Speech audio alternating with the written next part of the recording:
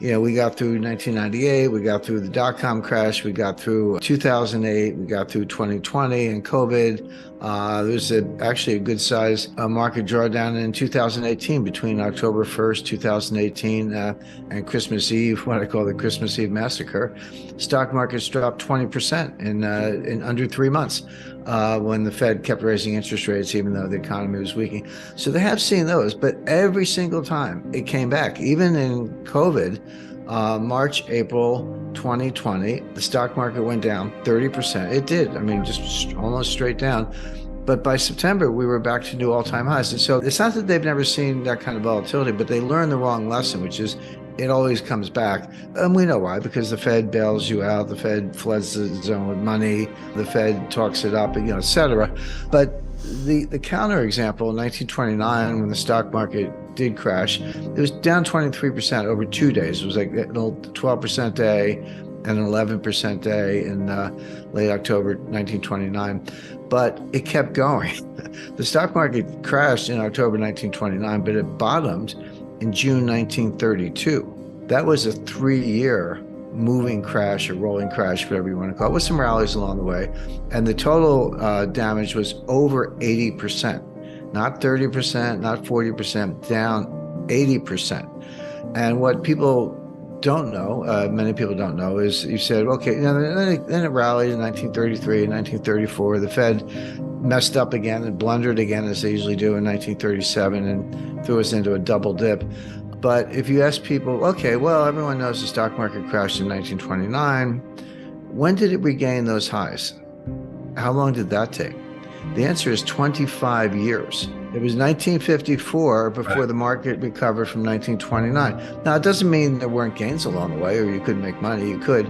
But if you say, oh, I'll just sit tight and wait till it comes back, well, a lot of people didn't live long enough. They never saw their money back because they didn't live 25 more years. So that's a real bear market. It's happened before. The point is you need to be prepared for things like that. And no one alive, but very few people alive have seen anything like that. And if you say, well, what if we had another market crash right now? We'll talk about reasons why in a second.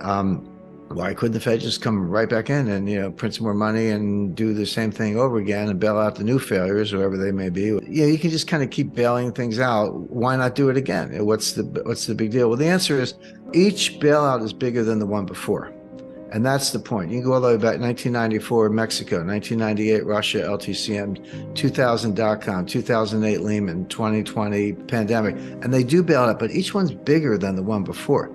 I mean, we threw out $6 or $7 trillion of new debt on top of a $1 trillion a year baseline, $7 trillion in new debt to kind of dig our way out of 2020. So there's a limit. There comes a time when it's like, hey, this bailout is going to be 20 trillion, sorry, that check's too big. We're going to have to let some things fail.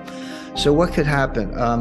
The first thing on my list is we're heading for a very severe recession. I just want to kind of explain briefly the dynamics of that.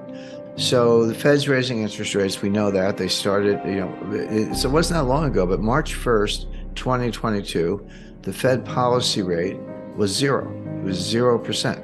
People remember Paul Volcker. Oh, Paul Volcker raised interest rates to 20%. Well, he did, but so far Powell hasn't raised them as high, but he's raised them fast. I mean, even when Volcker was working his way to 20%, it took 3 years from 1979 to 1982. So Powell's plan is clear because he's told us. He said inflation is job one.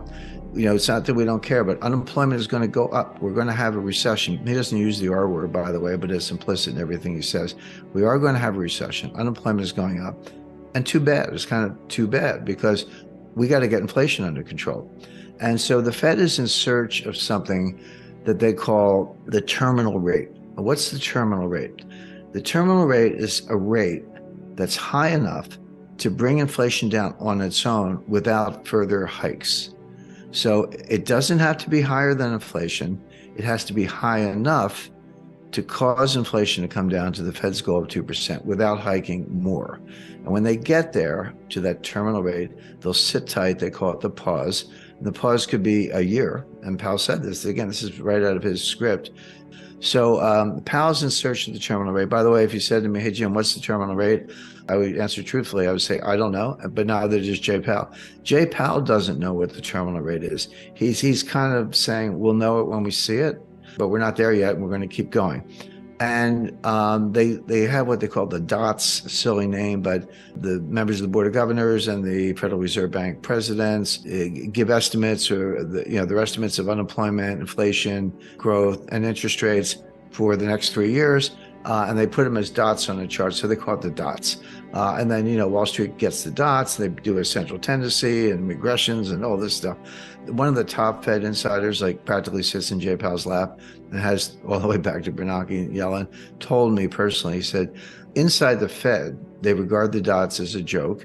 They're not better than guesses. Their forecasting ability is dismal. You or I would have better forecasts, and they wish they could get out of it, but they don't know how. So that's the truth. But the problem is, Wall Street and the financial media and the talking heads on CNBC, they want to talk about the dots, and it does affect market behavior. So even though it's a joke, even though the forecasts are terrible, you have to pay attention because it affects the markets. And if you're affecting the markets, you're on the wrong side, you're going to get run over. So I look at the dots not because I put weight on them as predictive analytic tools, but because the market pays attention. The market says, hey, inflation's already coming down. And so the market says, hey, you did it. You're already there. Inflation's coming down. Why don't you stop? And by the way, you're going to get the message. The economy is going to be slowing down. Inflation is going to be coming down. And then you're going to cut rates. This is the famous pivot. Whenever you hear of the Fed pivot, that's when the Fed turns around and starts cutting rates instead of raising them. And that'll be just in time, and growth will slow, but it won't be too bad. And we'll come in for a soft landing. And this is the Goldilocks scenario. So again, typical Wall Street, get the pom-poms out, the Fed's going to cut rates, and so buy stocks. That's all Wall Street knows, is buy stocks.